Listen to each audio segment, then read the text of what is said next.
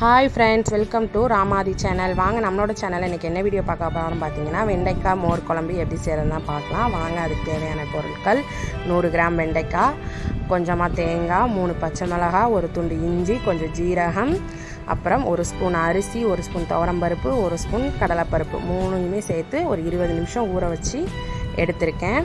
அடுத்ததாக ஒரு mixie jar எடுத்துக்கோங்க. அதில் நம்ம எடுத்து வச்ச தேங்காய், பச்சை மிளகாய், இஞ்சி, ஜீரகம், அப்புறம் ஊற வச்சுருந்த அரிசி, பருப்பு எல்லாத்தையும் ஒன்றா மிக்ஸ் பண்ணி ஒரு ஓட்டி எடுத்துக்கலாம். அப்புறம் இப்போ அடுப்பை பற்ற வச்சுக்கோங்க. அடுப்பில் ஒரு கடாய் வச்சுக்கோங்க. கடாய் ஹீட்டானு கொஞ்சமாக ஆயில் சேர்த்து நம்ம நறுக்கி வச்சுருக்க வெண்டைக்காய் போட்டு பிசு தன்மை போகிற வரைக்கும் நல்லா வணக்கி எடுத்துக்கோங்க. நம்ம எடுத்து வச்ச தேங்காயெல்லாம் மிக்சியில் போட்டு ஒரு ஓட்டி நம்ம பேஸ்ட்டை எடுத்துகிட்டு வந்துடலாம்.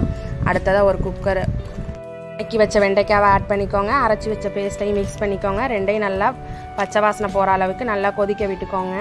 அடுத்ததாக நான் இந்த ஸ்டேஜில் கொஞ்சமாக சால்ட்டு சேர்த்துக்கோங்க. அப்புறம் கொஞ்சம் கட்டியான தயிர் எடுத்திருக்கேன். தயிர் எடுத்து மிக்சி ஜாரில் ஆட் பண்ணி ஒரு ஓட்டி எடுத்திருக்கேன். இப்போ நம்ம கொதிக்க வச்ச பேஸ்ட் கூட இந்த தயிரை ஆட் பண்ணிடலாம். தயிர் சேர்த்தப்புறம் அடுப்பை சிம்மில் வச்சிடணும், கொதிக்க விடக்கூடாது. அடுத்ததாக நம்ம தாளிக்கிறதுக்கு ரெடி பண்ணிடலாம். ஒரு கடாய் வச்சு ஆயில் ஊற்றிக்கோங்க. தாளிக்கிறதுக்கு சின்ன வெங்காயம், வரமிளகா, கடுகு, கருவேப்பிலை ஆட் பண்ணி நல்லா தாளித்து எடுத்துக்கோங்க. சின்ன வெங்காயம் நிறைய சேர்த்து தாளிங்க.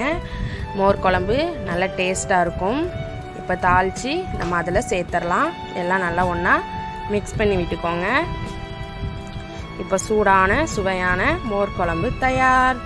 வாங்க நம்ம சாப்பிட்லாம். இந்த வீடியோ உங்களுக்கு பிடிச்சிருந்தா மறக்காமல் சப்ஸ்கிரைப் பண்ணுங்கள், லைக் பண்ணுங்கள், ஷேர் பண்ணுங்கள், கமெண்ட் பண்ணுங்கள், பெல் பட்டனை கிளிக் பண்ணிடுங்க.